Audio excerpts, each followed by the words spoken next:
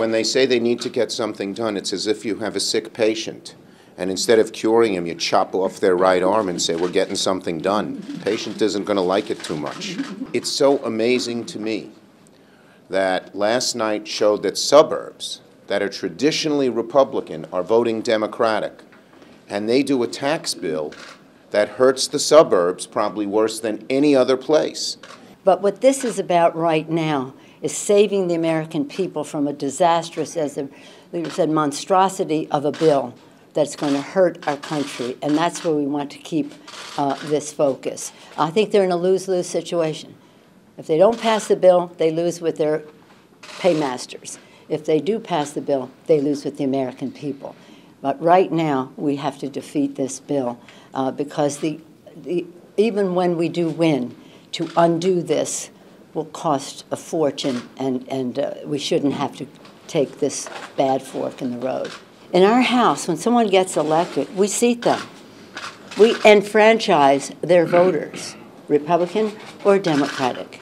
We don't say we have to wait for the paperwork. We hear the will of the people.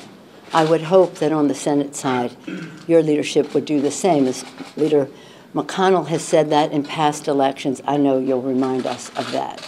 You think that it's a charade that when we're having a conference committee to discuss a tax bill that has already been written, you're suggesting that that's a charade.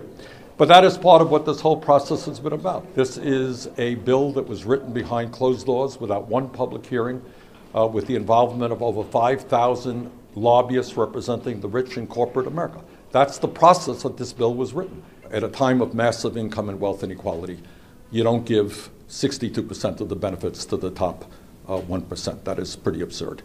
So I think if the Democrats regain control of the House and the Senate, I think a top item on the agenda would be to undo this damage. So this is a big wet kiss to the corporate structure of the nation at the cost of middle-class families. We want to drive those differences here and see if there's an opportunity.